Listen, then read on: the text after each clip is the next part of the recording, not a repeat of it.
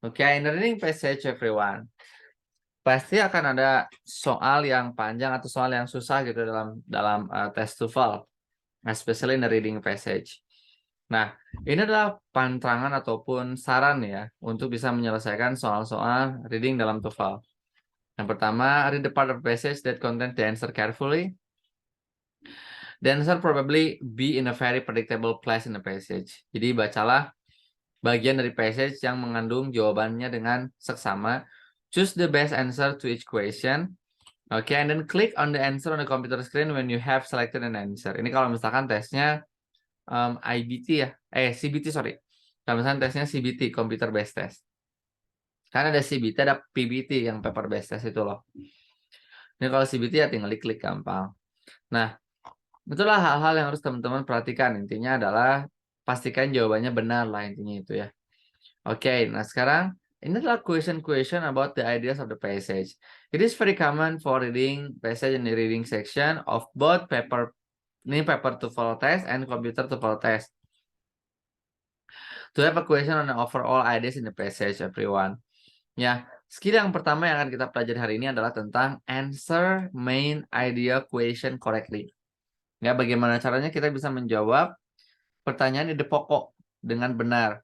Answer main idea question correctly. How can we answer that? Nah, almost every reading passage on the paper, TOEFL test or computer test will have a multiple choice question. Karena memang seringnya soal TOEFL itu multiple choice ya, soal readingnya tuh. Such a question may be worded in a very ways. You may, for example, we ask to identify the topic, subject, title, primary idea, and the main idea. Ya. Nah, this question are really asking what a primary point. Oke, kalau ada pertanyaan main idea, itu akan mempertanyakan poin utamanya atau ide pokoknya. Karena tanpa main idea, si penulis of course gak bisa nulis. Ya, kalau nggak ada main ide, ya penulis juga nggak akan bisa nulis, everyone. Ya, jadi butuh main idea dulu untuk bisa ditumbahkan pada suatu karya tulisan. Nah, di sini since TOEFL passage are generally written a traditional organized manner, karena kan soal TOEFL reading TOEFL itu disusun dengan cara jadul ya, tradisional. It is relative easy. It is relative easy, everyone, to find the main ideas by studying topic sentence. Nah, apa itu topic sentence? Topic sentence itu ada kalimat awal. Ya, kalimat awal topic sentence itu. Maksudnya adalah misalnya kayak gini, guys. Misalnya dalam satu paragraf, dalam satu passage ada 3 paragraf, for example. Contoh, dalam satu teks gitu kan ya, ada 3 paragraf. Nah, contoh, ada 3 paragraf. Ya, ini paragraf 1, ini paragraf 2, ini paragraf yang ketiga. Nah, topic sentence itu adalah sebelah sini, guys. Awalan kalimat dari setiap paragrafnya. Ya, we call it as a topic sentence. Oke, karena biasanya disitulah keberadaan main idea.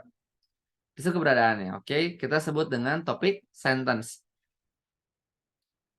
Nih, topic sentence. Which are most probably found at the beginning of each paragraph. Tuh kan. Di awal pada setiap paragrafnya. If the passage consists of one paragraph only, you should study at the beginning of the paragraph. To determine the main idea, look at the multiple choice example from the paper TOEFL test that asks about the topic of the passage which one paragraph. Kalau misalkan paragrafnya cuma 1, everyone, so I think it's gonna be easier, a lot easier for you to find main idea. Karena topik sentence-nya akan berada sebelah sini. Nah, ini paragraf 1, udah aja 1 paragraf doang teksnya.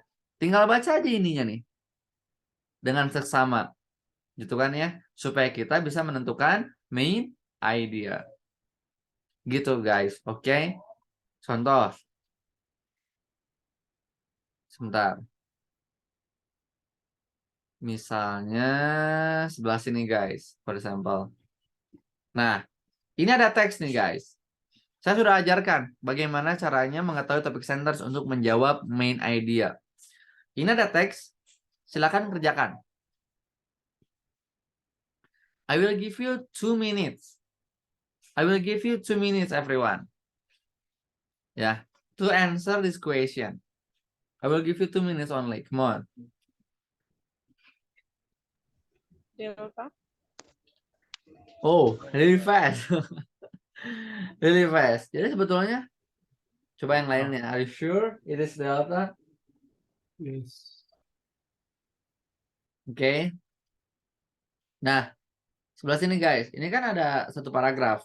Ya, cuma ada satu paragraf. Nah, ini adalah topik sentencenya nih.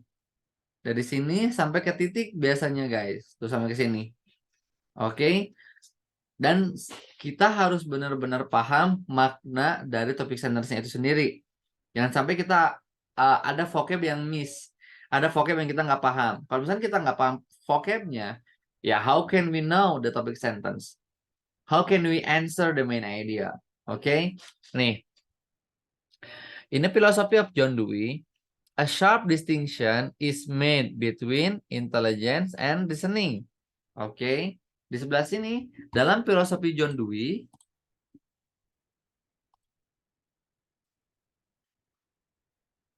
ya, dalam filosofi John Dewey, a sharp distinction, perbedaan yang mencolok, dibuat antara intelligence and reasoning.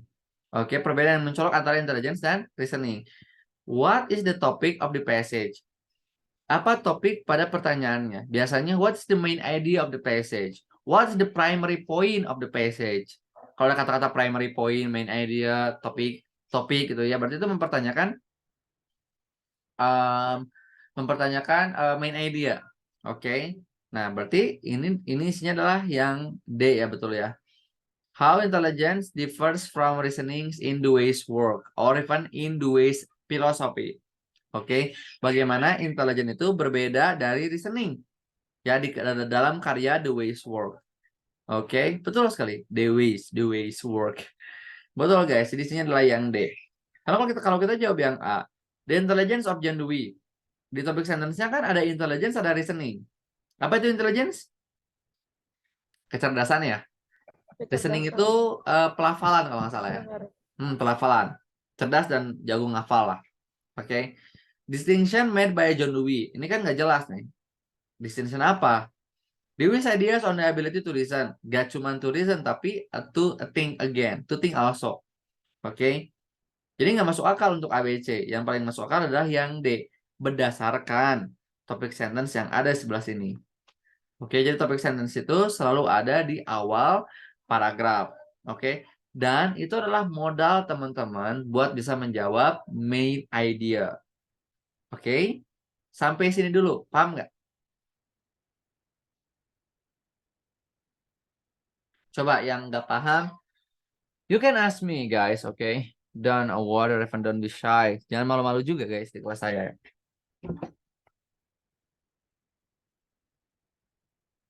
Oke, Oke, sure. Lanjut. lanjut. Oke, mantap. Nah, kita ke bawah lagi. Ini udah ya, isinya udah. Nah, di sini everyone, coba silakan dikerjakan lagi. Tadi kan paragrafnya ada dua ya. Passage-nya ada dua paragraf. Nah, sekarang dalam satu passage ada dua. Passage tadi ada satu paragraf. Yang sekarang passage-nya ada dua paragraf. Silakan guys, coba isinya apa? I give you 1 until 2 minutes to answer.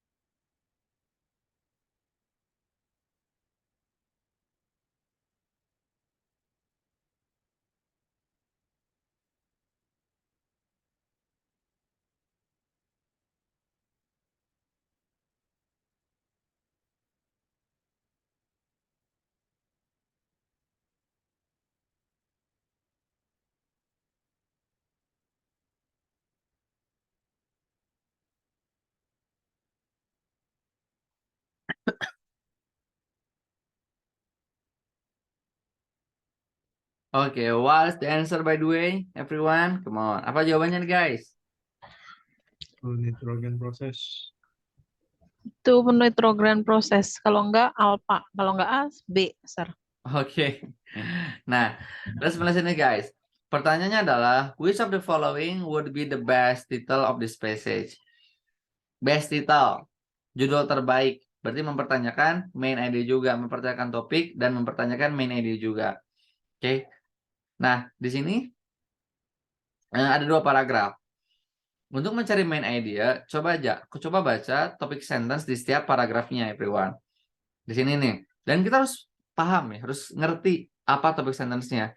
Jadi bahasa Inggrisnya harus kita pahamin. Berarti vocabulary-nya jangan sampai ada yang kita nggak tahu, jangan sampai ada yang kayak gitu. Karena itu krusial ya, krusial banget. Nitrogen fixation, pembaruan nitrogen. Is a process by which nitrogen is continuously feed into biological circulation. Ya adalah nitrogen yang terus-menerus dibuang ya ke sirkulasi biologis. Maksudnya adalah, jadi intinya adalah pembaruan nitrogen itu yang pertama itu menggunakan biological circulation.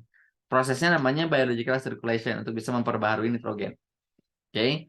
Di paragraf yang kedua, opposite process, berarti proses yang berlawanan. Berarti proses yang lain dong, ya. Of denitrification returns nitrogen to the air. Nah, sedangkan pembaharuan nitrogen yang di paragraf kedua itu disebut dengan denitrification. Oke, ada denitrification, ada yang biological circulation untuk bisa memperbaharui nitrogennya. Ada 2 berarti, guys, ya. Jadi isinya benar yang B. Two nitrogen processes. Oke, that's correct. Kalau misalnya kita jawab yang A, the process of nitrogen fixation. Iya, proses nitrogen fixation. Harusnya kalau mau benar ya, kalau yang A mau benar harusnya processes. Karena 2 prosesnya, nggak 1. Gitu kan? The return of nitrogen to the air itu hanya menjelaskan denitrification. The effect of nitrogen of the plant life. Tidak ada yang menjelaskan dampak nitrogen terhadap tumbuhan. Oke? Udah deh. Ya, itulah bagaimana caranya menjawab main ID. Dan inilah salah satu contoh-contoh pertanyaan-pertanyaan yang mempertanyakan main idea. What is the topic of the passage? What is the subject of the passage? What's the main idea? What's the main point? What's the primarily concerned? What is the best title? Ya, itulah kumpulan contoh-contoh pertanyaan yang mempertanyakan main idea. Oke, ke bawah lagi nih. Nah, exercise 1. Come on everyone. Silakan dijawab nih. Nomor 1 sama 2. Silakan guys, come on. Which of the following best describe the topic of the passage? Nanyain main idea. Which of the following would be the best title for this passage? Masih mempertanyakan main idea. 2 pertanyaan ini nanyain main idea. Silakan guys, come on. I give you 2 minutes.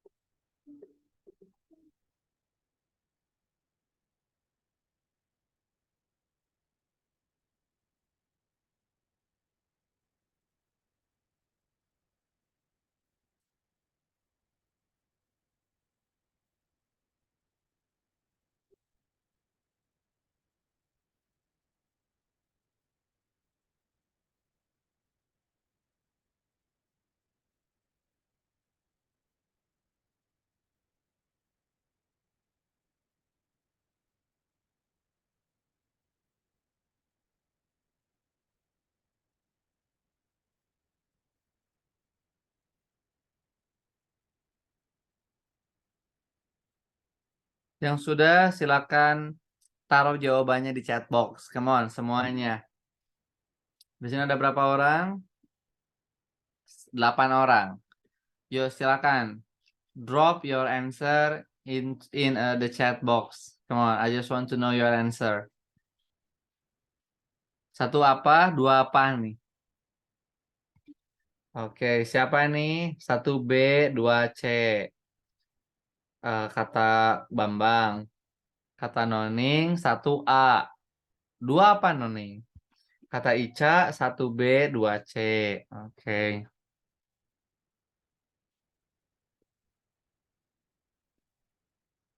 2 C.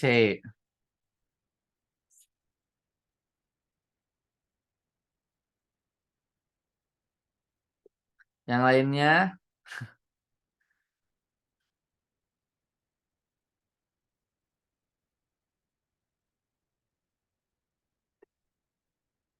Oke.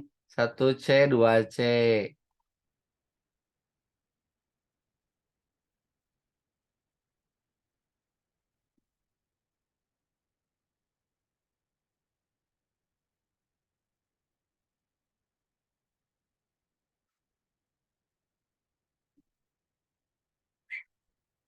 Satu A, 2 B. 1 C, 2 C. Beda-beda ya. Keren-keren. Nih guys. Oke. Nah, sebelah sini. Yang ditanyakannya mana dia ya. Fort Knox, Kentucky, and the site of U.S. Army post, but is even more renewed for the Fort Knox Bullion Depository. The massive vault that contains the bulk of the U.S. government's gold deposit. Udah sampai situ dulu. Oke. Fort Knox, Kentucky adalah suatu tempat army post, berarti it's like pangkalan tentara ya. But it's even more renowned, tapi itu lebih masyhur, lebih apa ya, lebih masyhur, lebih elegan atau lebih keren lah ya. For Fort Knox Bullion Depository, untuk penyimpanan Fort Knox Bullion Depository, untuk penyimpanan barang-barang berharga. The massive vault that contains, vault itu brankas, massive itu besar banget. Brankas yang besar banget, gitu kan ya. Contains mengandung the bulk of the US government's gold, setumpuk-tumpukan gitu ya. Emas penyimpanan emas pemerintah Amerika. Oke. Yang pertama kita pahami adalah bahwasanya di paragraf pertama itu adalah tentang penyimpanan barang berharga dari negara Amerika. Oke. Nah, di sini which of the following best describe the best topic of the passage? Nomor 1, misalnya the city of North Kentucky. Ya, kotanya. Kotanya mah iya di sana. Yang B, the Federal Gold Depository. Ya, penyimpanan emas negara.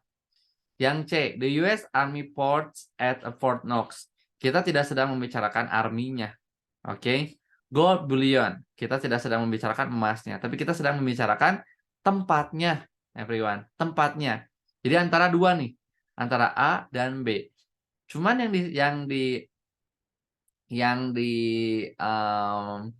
yang ditekankan di sini adalah tentang penyimpanannya ya. Penyimpanannya atau kotanya? Come on guys, discuss with me first before we decide the answer. Yang ditekankan di sini everyone, kotanya Fort Knox. Oke. Fort Knox, kotanya, tempat di mana Amerika nyimpan emas, atau penyimpanan emas Amerikanya? Penyimpanan. Ayo. Oke. Kita sedang membicarakan lokasi penyimpanannya atau jumlah emas yang disimpan. Come on guys. Sampai sini aja dulu. Lokasi, betul sekali. Lokasinya. Di sininya juga sudah jelas. Is the site. We talk about location, di mana Amerika menyimpan emas. Berarti isinya adalah tentang the city of Fort Knox. That's the correct answer. City inilah tempat di mana Amerika nyimpan emas. Awalannya juga udah jelas, is the site. Oke. 1 A. 2 nih. Which of the following would be the best title for the passage? Lagi-lagi mempertanyakan main idea. Oke. Sudah. Ini main idea di sini isinya adalah yang ini, karena ini tentang lokasinya. Berarti benar, nomor 2 isinya adalah yang C, guys. Where the United States keeps its gold. Benar. Di Knox, Kentucky of US. Di mana Army Post ada di sana. Oke. Jadi 1A, 2C. Oke, ada yang benar di sini? Ada nih, Setio benar ya. Zakia nomor 1-nya benar. That's okay everyone, that's okay. Nomor 2-nya kebetulan kebanyakan sama ya. C ya, nomor 2-nya sama kebetulan. Oke, udah guys. Nih, ke bawah lagi nih. Passage 2, come on. Start about our main idea again.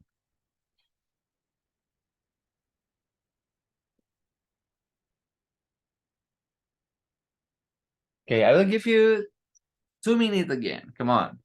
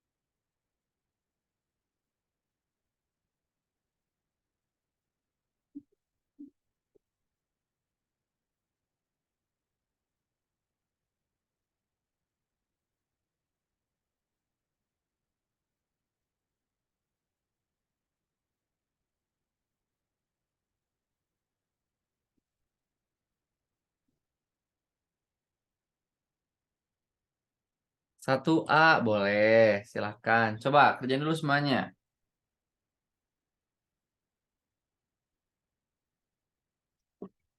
Ini main idea penting banget ya guys ya, karena ini pasti keluar soal-soal main idea tuh.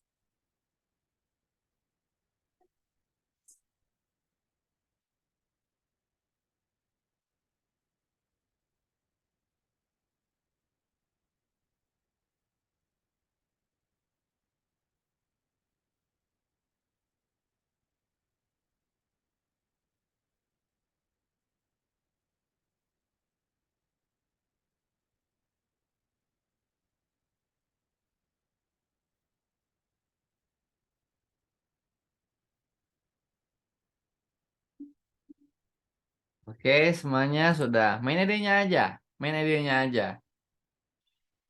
Oke, nih guys. One identifying characteristic of minerals is their relative hardness. Oke. Salah satu satu karakteristik yang mengidentifikasi dari mineral itu adalah their relative hardness. Oke, mereka agak mengeras gitu ya. Which can be determined by scratching one mineral with another. Yang bisa ditentukan dengan menggoreskan satu mineral dengan mineral yang lainnya.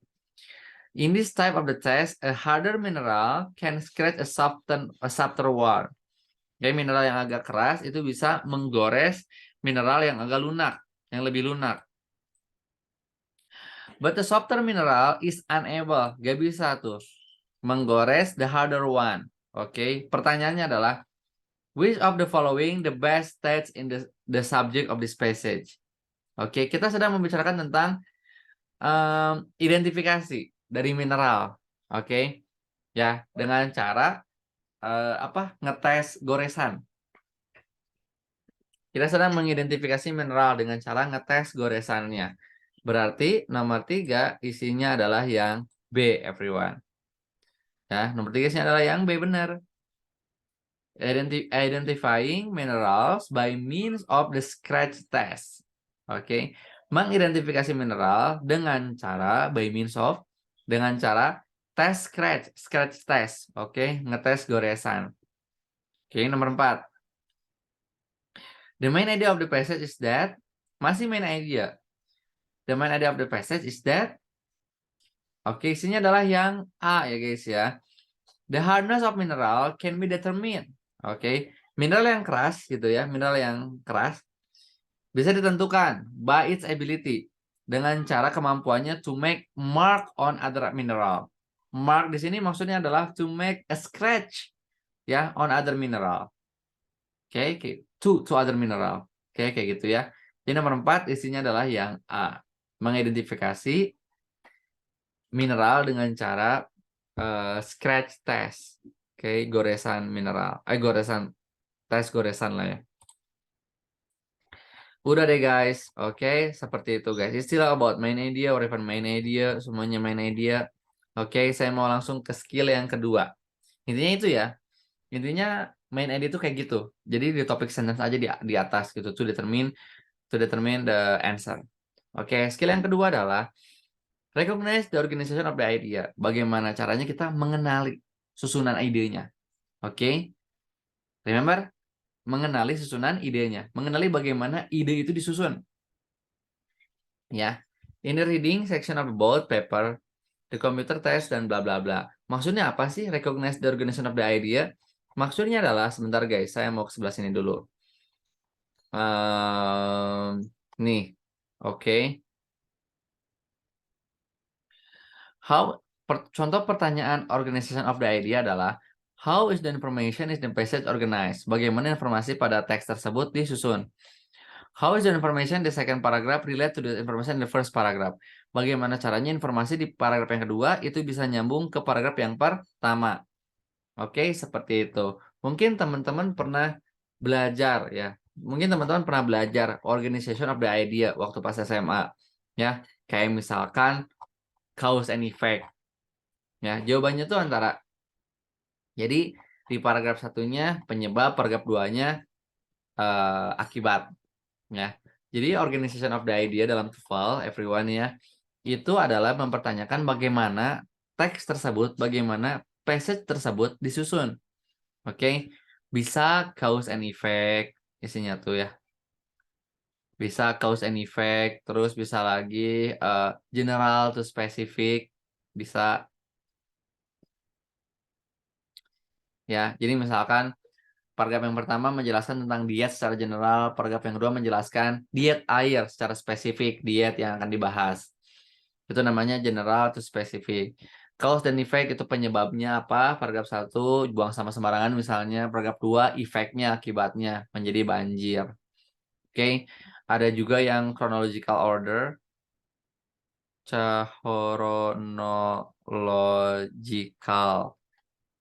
Chronological order.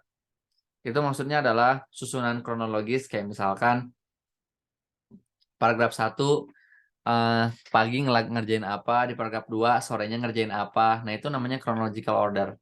Oke, jadi teksnya disusun dengan cara kronologis. Ya, kronologisnya gimana aja. Kayak gitu-gitu everyone, general to specific, cause and effect, chronological order, terus lagi bisa aja apa namanya ya? Bisa aja, aduh namanya apa lupa lagi. Hmm,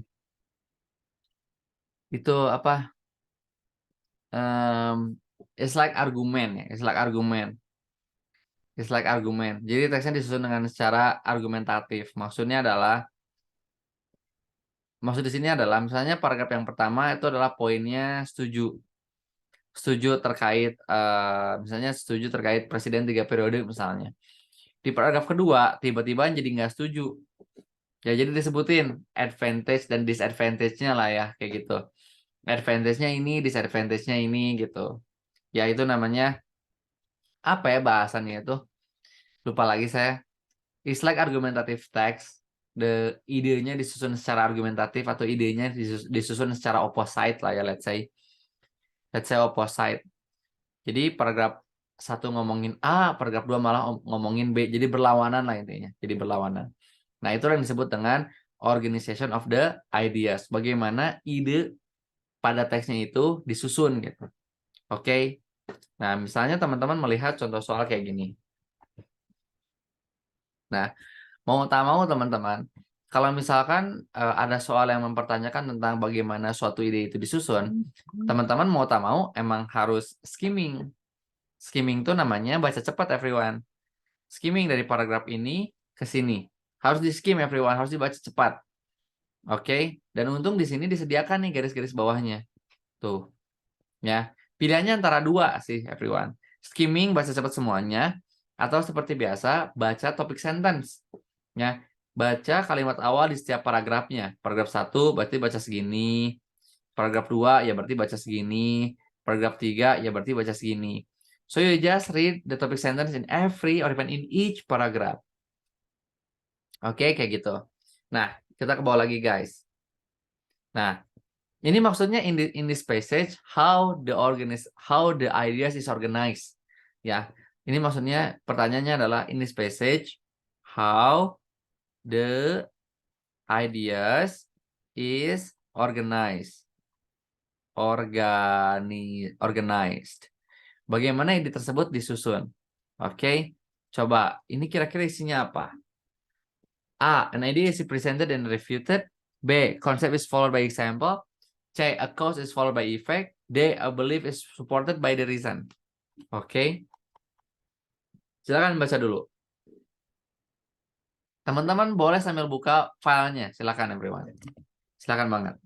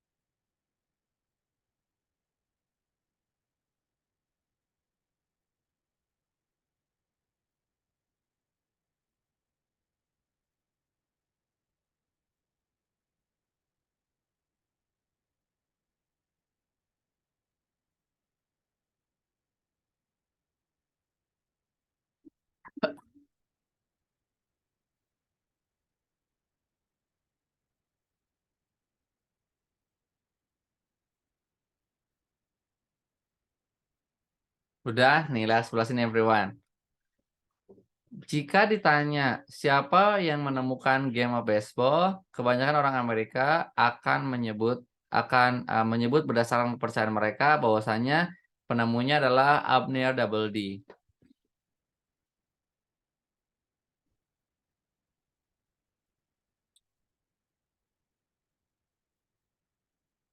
Oke, bahwasanya penemunya adalah Abner Double-D. Paragraf 1, paragraf 2. Double-D was given credit for this invention. Double-D diberikan penghargaan atau ya kredit lah ya, apresiasi for this invention, atas penemuan ini. Jadi ini support everyone, sama mendukung. Tiba-tiba di paragraf ketiga ada yang ngomong kayak gini. Most sport historian, kebanyakan sejarawan olahraga, are in agreement. Sama-sama setuju bahwasanya Double D did not have much to do. Did not have much to do with the development of baseball. Tidak berpengaruh besar kok pada perkembangan dunia baseball. Oke, jadi di sebelah sini. Nah, ini yang kata saya bilang everyone. Yang paragraf A setuju, paragraf 2 malah bicara hal lain, malah nggak setuju. Jadi kan opposite ya. Jadi kan opposite. Nah, ada kayak gini, berarti idenya disusun secara opposite. Berarti nomor 1 isinya yang mana guys? A, B, C, atau D? A. Yang A ya, idenya dihadirkan. Lalu ditolak, refuted. Refuted is the same as refused. Oke, sama. Jadi isinya adalah yang A. Nah gitu guys maksudnya. The organization of the passage tuh, or even the organization of the idea tuh, gitu maksudnya. Jadi bagaimana ide pada paragraf tersebut disusun. Oke, paham nggak? Paham nggak maksud saya guys? Paham, Sir. Paham ya? Paham ya? Oke, good, good, good. Nice, Dan. Nah, sekarang kita akan coba nih sebelah sini. Ada soal lagi nggak ya biar tambah. Nah, ini adalah salah satu contoh-contoh soalnya. How information is in the passage organized, how the information in the second paragraph related to the information in the first paragraph, dan lain-lain. Oke, nah misalnya nih guys. Silakan teman-teman baca soalnya, buka filenya, kerjakan yang ini nih, question 1 until 2.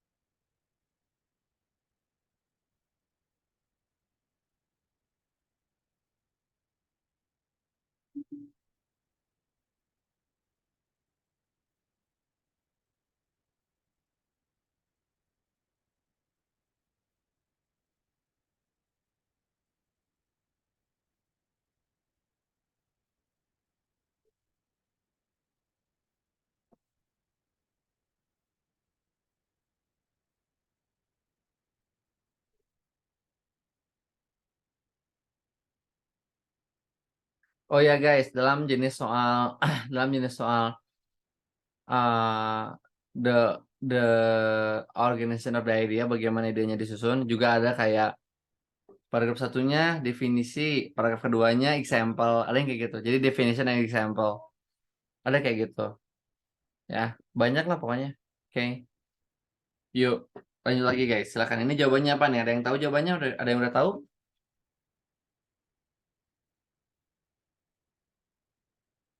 Conflict within organization is not always viewed as undesirable. Tidak selalu dianggap sebagai hal buruk ya. Faktanya, various manager have already divergent ideas. Bahwasanya faktanya manajer itu memiliki pandangan-pandangan yang berbeda ya terkait hal atau value pada konflik yang mereka punya. Berarti nilai ya, nilai. Berarti konflik itu bernilai kadang-kadang, everyone. Ya, yang pertama adalah traditional view of conflict. Apa itu traditional view of conflict? Conflict is harmful to organization. Manager with this traditional view of conflict see it as their role in organization to rid the organization of any possible source of the conflict. Oke, ada manajer yang memiliki pandangan tradisional bahwasanya konflik itu tidak bagus dan mencoba untuk menghapuskan, to rid, to menghapuskan atau mengenyahkan lah ya, memberantas the organization of the only possible source of the conflict. Jadi langsung merid off atau menghapuskan kemungkinan besar sumber dari konflik tersebut. Jadi memandang bahwasanya konflik itu gak baik. Tapi ada juga yang memandang the interactionist view on conflict. Ya, pandangan interaksionis. Interaksionis itu jenis apa sih? On the other hand, pandangan tersebut adalah holds that conflict can serve an important function organization. Bahwasanya konflik itu bisa membantu ya suatu fungsi yang penting pada dalam organisasi dengan cara reducing complacency, mengurangi rasa kepuasan ya among workers and causing positive change to occur.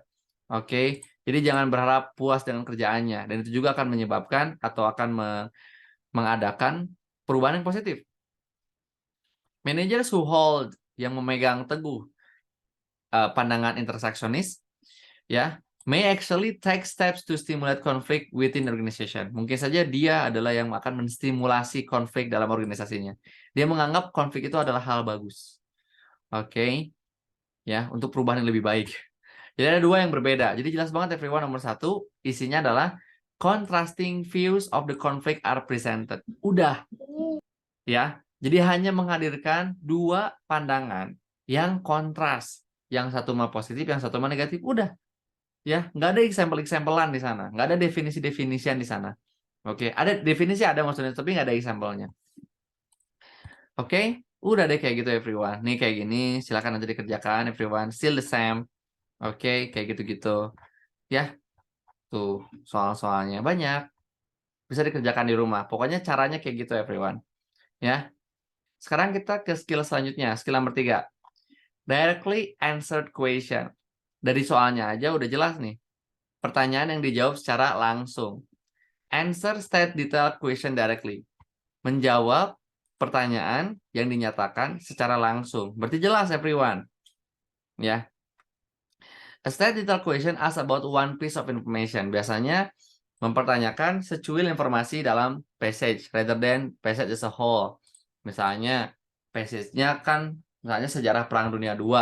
Yang ditanyakan hanya kapankah bom pertama dijatuhkan. Jadi nggak mempertanyakan keseluruhan, jadi hanya mempertanyakan secuil informasinya saja. Siapakah yang menjatuhkan bomnya? Di manakah? Kayak gitu aja.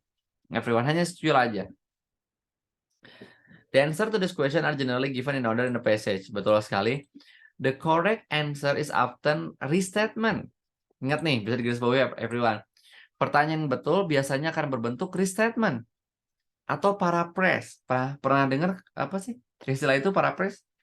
Jadi merubah struktur kalimat, grammarnya dirubah, strukturnya dirubah, vocabnya dirubah, tapi tidak merubah makna.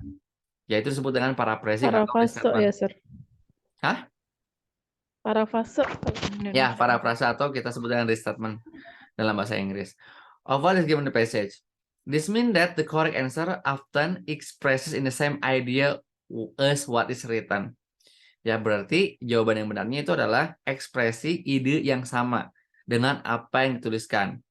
Oke, the words are not exactly the same, but the meaning is still the same. Oke.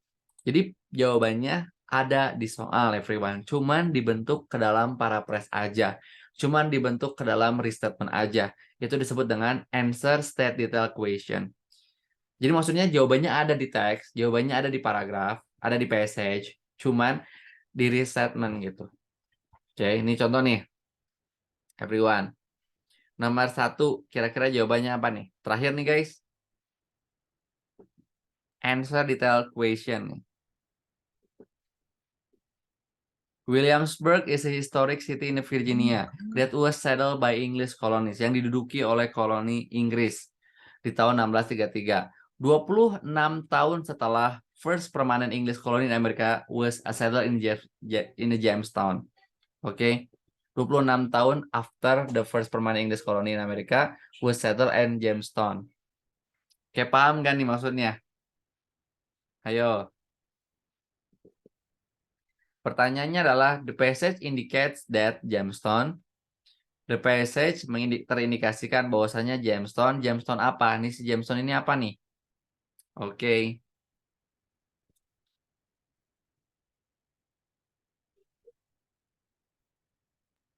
Permanent English Colony. Oke. Di sini ada kata-katanya ya. Oke. Permanen. Williamsburg itu diduduki oleh kolonial Inggris tahun 1633. 26 tahun setelah kedudukan pertamanya di Jamestown. Jadi Jamestown dulu. Oke. 26 tahun langsung ke Williamsburg. Kan gitu ya.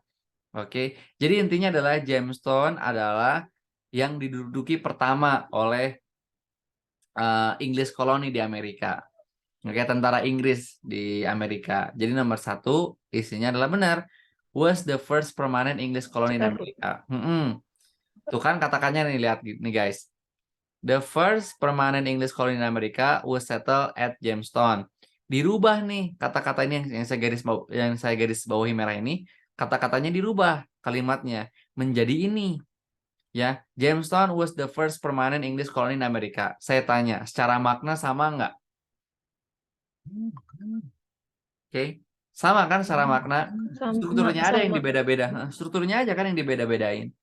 Kayak gitu guys. Oke. Ya. Selanjutnya ini apa ya? Drawing. Oh, ada drawing. Gambarannya nih. Di sini Williamsburg was named Middle Plantation because of its location in the middle of peninsula between two rivers. Ini mah gampang ya. Lokasinya di tengah-tengah peninsula di antara dua sungai. Itu mah gampang ketebak everyone. Oke. Ini contoh-contoh soal terkait answer detail question. According to the passage, bla bla bla bla, apa? It is stated in the passage, dinyatakan pada passage bahwasannya apa? The passage indicates, mengindikasikan bahwasannya apa? Which of the following is true? Mana nih bahwa ini yang benar? Jawabannya ada di passage, cuman pas di questionnya itu dirubah ke dalam bentuk paraphrase atau restatement. Kayak tadi. Ya, kayak gitulah. Nanti besok kita akan lanjut ke latihan soal yang skill 3 tadi. Oke, dan kita akan lanjut ke skill-skill yang selanjutnya. Oke, mantap. Okay, everyone, thank you so much for your coming. Time is up. Thank you so much as well for your nice attention. Last I say, wassalamualaikum warahmatullahi wabarakatuh. Have a nice day, everyone. Waalaikumsalam warahmatullahi wabarakatuh. Have a nice day.